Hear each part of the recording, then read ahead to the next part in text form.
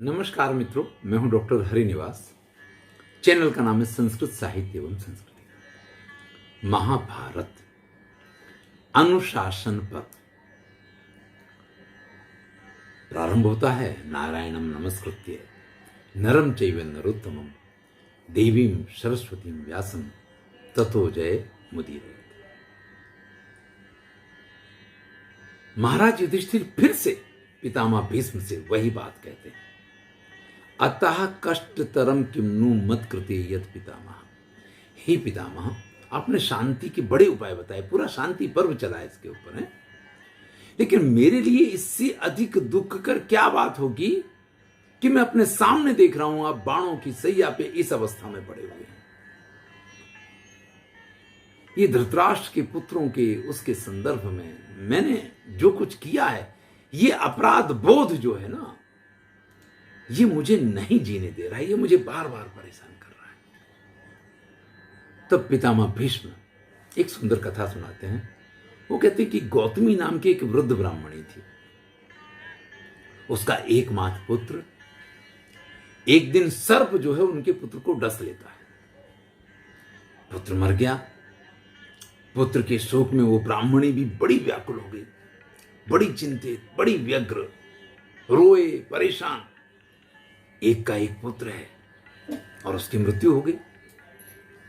ऐसे में एक अर्जुनक नाम का शिकारी है, वो उस सर्प को पकड़ के ले आता है और उस वृद्धा से कहता है कि मैं आपके इस पुत्र को काटने वाले सर्प को ले आया हूं, आप इसको मार दो तो एक मानसिक शांति मिल जाएगी। किसने मेरे पुत्र को मारा, मैं इसको मार दूं। देखिए, वो तो शिकारी उसी प्रकार से सोचता है। आप मत मारो तो मुझे आज्ञा दो, मुझे बताओ। अग्नौ प्रक्षिप्यताम इस छिद्दताम खंडसो पिवा। आपको तो इसको आग में डाल दूं, आपको तो इसके टुकड़े टुकड़े कर दूं। ना हेयम बालहा पापस चिरम जीवित मरसी। इसने छोटे से बच्चे को काट करके मार दिया है, इसलिए इसके जीवित रहने का कोई अधिकार नहीं है। अर्जुनक ने तो अपना फैसला सुना दिया, लेकिन वो गौतमी नाम की जो ब्राह्मणी है वो कहती विसृजैनम अबुद्धिस्ते। अरे तुम्हें अकल नहीं है, छोड़ दो इसको। अरे अर्जुनक, तुमने इसको पकड़ा है, इसको मत पकड़ो, इसको छोड़ दो। भाई, जो होना है वही हुआ है। अब इसको मारने से मेरा बेटा तो जिंदा नहीं हो जाएगा, तो मैं इसको मारने का जो पाप है वो अपने सिर पे नहीं लेना चाहते, तुम इसको छोड़ दो। लेकिन भैया, वो तो अर्जुनक था। वो कहता है इसको मारने से आपका पुत्र जिंदा नहीं होगा, ये तो पता है, लेकिन पुत्र के मरने की जो पीड़ा है, अगर इसको मारेंगे तो वो हमारी पीड़ा अवश्य कम हो जाएगी। तो वो ब्राह्मणी कहती है ना ब्राह्मणा नाम को पोस्ती कुतः को पाच्य यातना। देखिए, ब्राह्मणों को तो वैसे क्रोध नहीं करना चाहिए, ब्राह्मणी है ये। और जब क्रोध ही नहीं हो तो किसी को मारने का तो प्रश्न ही कहां से खड़ा होता है। तो ब्राह्मणा नाम न कोपोस्ती कुतः कोपाच्य यातना। और दूसरों को यातना देना, दूसरों को पीड़ा पहुंचाना, ये ब्राह्मण का धर्म नहीं है। ब्राह्मण का धर्म तो क्षमा करना, ब्राह्मणों का धर्म तो कोमलतापूर्ण है, इसलिए तुम उसको छोड़ दो, इस पन्नग को जाने दो। लेकिन वो लुब्धक जो है वो बार बार इसी का दोष है, इसी की वजह से आपके पुत्र की मृत्यु हुई है, किसी भी तरीके से इसको छोड़ा नहीं जा सकता है, इसको जीने का अधिकार ही नहीं है। बार बार जब ये कहता है तो सर्प उससे कहता है सर्व एते ही अश्ववसगा दंड चक्रादयो यथा। ये आप कुम्हार का जो चाक देख रहे हैं ना, यहां एक दंड है, एक चक्र है, दोरी है, जो कुछ भी मिट्टी के बर्तन बनाने के साधन हैं, अपने आप इनमें से कोई नहीं चलता है। जब वो कुम्हार चाक को घुमाएगा तो चाक घूमेगा, डंडे से घुमाएगा तो चाक घूमेगा, और वो डंडे और उस चाक और मिट्टी और दोरा जो कुछ है, ये सब वहां है, सब निमित्त कारण है कुछ ना कुछ बनाने के लिए, लेकिन वो निमित्त कारण सिर्फ कुम्हार के कहने से काम करते हैं, बाकी उनमें से कोई भी कारण कार्य नहीं करता है। इसी प्रकार से आपको मैं निमित्त दिखाई अवश्य दे रहा हूं, लेकिन इसमें वास्तव में मेरा कोई अपराध नहीं।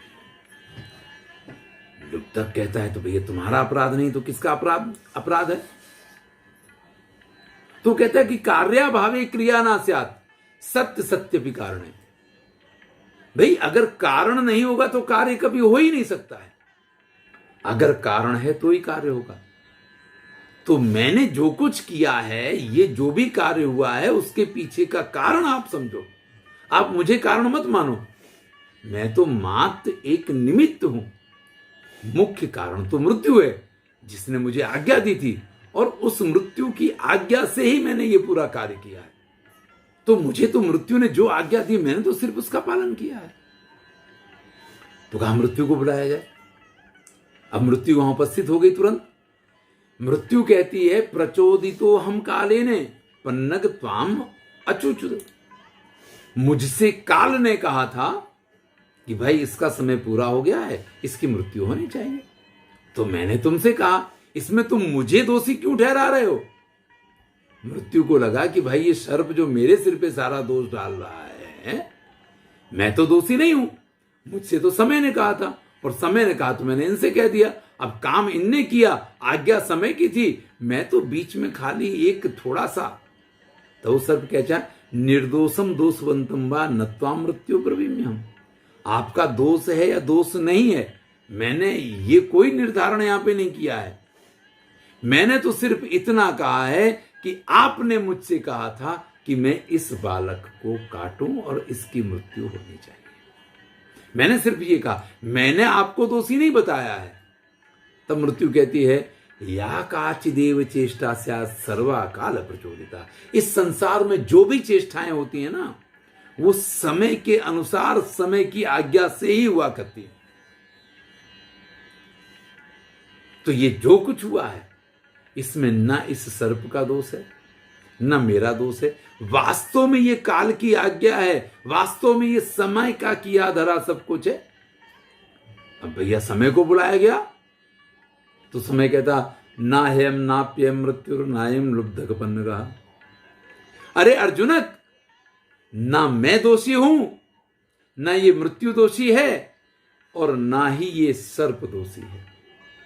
किलविसी जंतु मरने ना वयम ही प्रयोजका। इसकी मृत्यु में हम में से किसी का दोष नहीं है। अब लो, सांप के काटने से उस बालक की मृत्यु हुई है, सांप दोषी नहीं है, क्योंकि वो ये कहता है कि मुझसे तो मृत्यु ने कहा था। तो मृत्यु को पकड़ा गया तो मृत्यु ये कहती है कि नहीं भैया, इसमें मेरी कोई गलती नहीं, मुझसे तो काल ने कहा था, तो काल के कहने से मैंने इससे कह दिया और उसने काटा, इसके काटने से मरा, और काल ने मुझे आज्ञा दी थी, तो मृत्यु ने कह दिया मेरा कोई दोष नहीं है। मुझसे तो जो कहा गया, मैं तो बस थोड़ा सा बीच में एक टपाली जैसा काम है, मीडिएटर जैसा काम है, कि समय ने मुझसे कहा था, मैंने इनको आज्ञा दे दी, इन्होंने मारा और उनकी आज्ञा थी, मैंने कुछ नहीं किया। अब जब काल को बुलाया गया तो काल ने तो उससे भी बड़ी बात कर दी। वो तो कहता कि ना तो मैं दोषी हूं, ना ये सर्प दोषी, ना ये मृत्यु दोषी है। भैया कोई तो दोषी है, बालक की मृत्यु हो गई, दोष तो किसी ना किसी का है। तो समय कहता अकरोद यदेयम कर्म, इसने जो कर्म किया है इसको उसी का फल मिल रहा है। तो भैया दोष व्यक्ति के अपने कर्मों का हुआ करता है। विनाश हेतुर्नान्योस्य वध्यते यम स्वकर्मणा। कभी भी किसी भी व्यक्ति के विनाश का दूसरा कोई कारण नहीं होता है, वो हमेशा अपने कर्म के आधार से ही उसकी मृत्यु होती है। यद अनेन कृतम कर्मे तेनायम निधनम गता। इसने जो कर्म किए थे उन्हीं के आधार पे इसकी मृत्यु हुई है। विनाश हेतु कर्मास्य सर्वे कर्म वसावयम। इसके विनाश का हेतु इसके अपने कर्म हैं, और ये नहीं, हम सब भी इसी प्रकार से अपने अपने कर्मों के अधीन हैं।